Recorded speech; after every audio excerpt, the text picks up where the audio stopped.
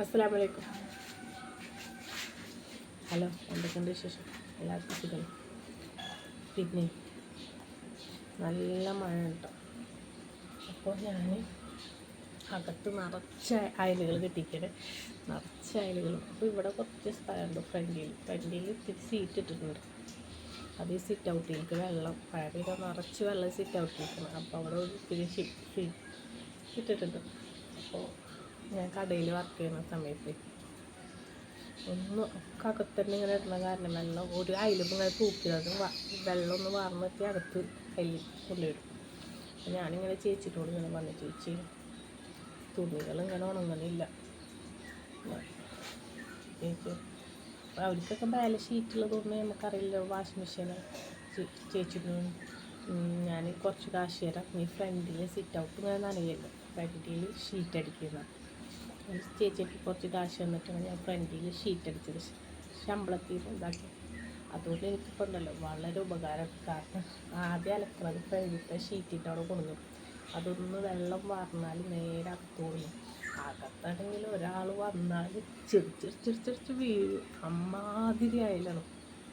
കാരണം മഴക്കാലമായാലും ഉള്ളതാണ്, നമുക്ക് എല്ലാ വീട്ടിലും അങ്ങനെ ആയിരിക്കില്ല. മഴക്കാലമായാലും കയ്യിൽ കെട്ടാണ്ട് ഒരു നിർവസ്ഥയെന്ന് പറയണതില്ല. അങ്ങോട്ട് ഇങ്ങോട്ട് റൂമിൽ നിന്ന് അജനാലേന്ന് ഇങ്ങോട്ട് അടുക്കളയ്ക്കൊക്കെ പോകുമ്പോഴല്ല തടഞ്ഞിട്ട് വേണം പോകണമെങ്കിൽ. വെയിൽ ഉദിച്ചാൽ ഞാൻ ഡ്രസ്സിൻ്റെ മുകളിൽ കൊണ്ടുപോയിട്ട് ഉണക്കും, അവിടെ ഷീറ്റിടാത്തതാണ്. അപ്പം ഞാൻ ആലോചിക്കും, എൻ്റെ പടച്ചോനെ, ഞങ്ങൾ ഇതിന് മുന്നേ ഓല വീട്ടിലായിരുന്നു. എൻ്റെ വീട് ചാവക്കാടായതുകൊണ്ട് ഓല വീടല്ലേ. അവിടെ എൻ്റെ ഉമ്മ ഉണ്ടല്ലോ ഫ്രണ്ടിൽ നമ്മൾ ഉണക്ക മടലില്ലേ, മടലിനല്ലല്ലോ അതിനോട് തേങ്ങൻ്റെ പട്ടട, ആ മടൽ ഇങ്ങനെ ഇതാക്കും. ഓലമ്മക്ക് അത് കൊടുത്തിട്ട് ഇങ്ങനെ വളച്ചിങ്ങനെ വെക്കും. അടുത്ത് ഓല ഇങ്ങനെ മേഞ്ഞ് കൊണ്ടുവരുന്നുണ്ട്. അവിടെ ഇങ്ങനെ ഞങ്ങൾ തുണിയോട് ഉണക്കുക. അതുകൊണ്ട് നമുക്ക് അന്നും പുത്തിരിയല്ല ഇന്നും പുത്തിരിയല്ല നനഞ്ഞത്. പിന്നെ ചേച്ചിനോട് പറഞ്ഞത്, അലക്കി കഴിഞ്ഞ് ഊരി കഴിഞ്ഞിട്ട് നീ കുറച്ച് ഡെറ്റോൾ ഒഴിച്ചിട്ട് ഊരിയെടുക്കുക, അപ്പോൾ ആ സ്മെല്ല് അധികം ഉണ്ടാവില്ല. ചില തുണികൾ നമ്മൾ അലക്കി കൊടുത്താലും ഇങ്ങനെ ഉണങ്ങാതെ കിടക്കുമ്പോൾ ഒരു സ്മെല്ലുണ്ടാവും. എനിക്ക് തോന്നുന്നത് ചേച്ചി പറഞ്ഞു തന്നതിന് ശേഷം ഡെറ്റോളിൽ ഞാൻ ഊരിയിട്ട് ചെയ്യണം. കാരണം ആ സ്മെല്ല് നമുക്കില്ല.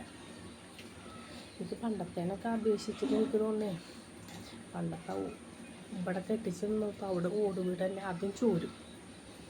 പിന്നെ പൊന്നെ ഞാൻ ഇപ്പോൾ രാത്രി 12 മണിക്കൊക്കെ കുട്ടീനെ പിടിച്ചിട്ട് ഓരോ മൂലയിലേക്ക്, അപ്പോൾ ഞങ്ങൾ ആപ്പാൻ്റെ മോളുണ്ടാവും അവിടെ.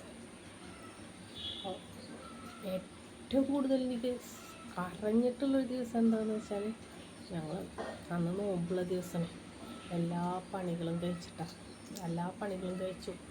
അതൊക്കെ തൊട്ടച്ച് വൃത്തിയാക്കും. പറക്കാൻ സമയം മുന്നേ ഞങ്ങൾ രണ്ടാളും വേഗം കുളിക്കാൻ കയറി. കുളിച്ച് കഴിഞ്ഞ് അകത്തുക്കണ്ട എത്തി നോക്കുമ്പോണ്ടല്ലോ എൻ്റെ പൊന്നെ, ഒരു മഴ ഉണ്ട് പെയ്തു. അടുക്കളയിലും ഫുഡ് ഉണ്ടാക്കിയാലും എനിക്ക് തോന്നുന്നു ഒരു 100 വർഷം പഴക്കള വീടായിരുന്നു. മണ്ണുകൊണ്ട് ഇപ്പോഴും അതിൻ്റെ തറ ചെടിയൊക്കെ വെച്ചിരിക്കണം. 100 വഴക്കം പഴക്കമുള്ളതാണ്. എൻ്റെ പടച്ചോനെ, ചോറിനിട്ടെന്ന് വെച്ചാൽ അപ്പം അതിനൊന്നും ചെയ്യാൻ പറ്റില്ല, മേയാനും പറ്റില്ല. അങ്ങനെ കുറച്ച് അവിടുന്ന് മേലെ ഉരുൾ പൊട്ടിയപ്പോൾ നമുക്ക് പഞ്ചായത്തിൽ നിന്ന് വീട് വെക്കാനുള്ള കാശ്, പഞ്ചായത്തിൽ നിന്നല്ല വില്ലേജിൽ നിന്ന്. കാരണം പഞ്ചായത്ത് വകമായിരുന്നില്ല, നമുക്ക് വില്ലേജ് വകമായിട്ട് ഉരുൾ പൊട്ടിയിട്ട് കിട്ടും. നമ്മളെ പേരിലൊന്നുമല്ല കേട്ടോ സ്ഥലം, തറവാടല്ല. അമ്മക്കതിന് 3 സെൻറ്റ് കൊടുത്തിട്ട് അതിൽ നമ്മൾ പെര വെച്ചിരുന്നാണ്. നമ്മളാരുടെ പേരിലല്ല, വെല്ലിപ്പാൻ്റെ പേരിലാണ് ഇപ്പോഴും സ്ഥലം. അപ്പം അങ്ങനെയൊക്കെയാണ്. മഴ പെയ്യുമ്പോണ്ടല്ലോ എനിക്ക് ആ ചേച്ചി തന്ന അന്നത്തെ കാശുണ്ടല്ലോ, അതെനിക്ക് ഇപ്പോഴും ഓർമ്മ വരും. കാരണം ഇന്നലെ എനിക്കത് ഓർമ്മ വരാനുള്ളൊരു കാരണമുണ്ട്. ചേച്ചി ഇന്നലെ മെസ്സേജ് കിട്ടിയിട്ടുണ്ടായിരുന്നു, ഫോണാകുമ്പോൾ ഒന്ന് കടയിൽ കയറണട്ടാന്ന് പറഞ്ഞു. എനിക്ക് കുറേ കടയിൽ നിന്ന് വിളിക്കുന്നുണ്ട് കേട്ടോ. ഓരോരുത്തർ നമ്പർ കൊടുത്തിട്ട് അറിയണത്, ചേച്ചിമാർ നമ്പർ കൊടുത്തിട്ട് കുറേ കടയിൽ നിന്ന് വിളിക്കുന്നുണ്ട്. അപ്പം ഞാൻ കയറുന്നില്ല, കാരണം ഞാൻ ആദ്യമായിട്ട് വർക്ക് ചെയ്ത കട തരും, രണ്ടാമത് വർക്ക് ചെയ്ത കടയാണ്. അത് ഇന്നത്തെ സ്വന്തം അനിയത്തിനും അതിനും എന്നെ കണ്ടിരിക്കണം. പ്ലീസ് അതിന് വിളിച്ചോടത്തൊക്കെ ഞാൻ വേറെ നോക്കണം, ജോലി വേറെ നോക്കണം. പക്ഷേ എന്നാലും കട നോക്കുന്നില്ലാണ്. ഈ താത്ത ഹോം നേഴ്സിങ്ങിന് പിന്നെ പോണകാരനോടുള്ള പ്രായമായ വല്യമ്മമാർ, അങ്ങനെ അമ്മമാരൊക്കെ നോക്കാൻ ആരെങ്കിലും എന്നോട് പറയാറുണ്ട്. അപ്പോൾ അങ്ങനെ നല്ലത് കിട്ടുകയാണെങ്കിൽ നീ നോക്കിയിട്ട് പോയിക്കോന്നാണ്. അങ്ങനത്തെ വല്ലതും ഇട്ടിട്ടുണ്ടെങ്കിൽ ഇപ്പോൾ പിന്നെ അതിൻ്റെ ഇടയിൽ ഒരു വിസ ശരിയായി അതല്ല ഉപ്പാൻ്റെ അനിയന് ഒരു വിസ ശരിയാക്കി. എനിക്കാണെങ്കിലോ വാട്സപ്പിലത്തെ മെസ്സേജ് തീരെ ഞാൻ എടുത്ത് നോക്കൂല, കോള് വിളിച്ചാലൊക്കെ എടുക്കും. ഇപ്പോൾ ഫോണിൽ കാശില്ല കേട്ടോ, നെറ്റ് മാത്രം അപ്പത്തെ വീട്ടിൽ വൈഫൈ ചൂണ്ടിയാണ്. അപ്പോൾ എന്താ പറഞ്ഞത്, അപ്പോൾ കുറേ മെസ്സേജ് അയച്ചിട്ടോ.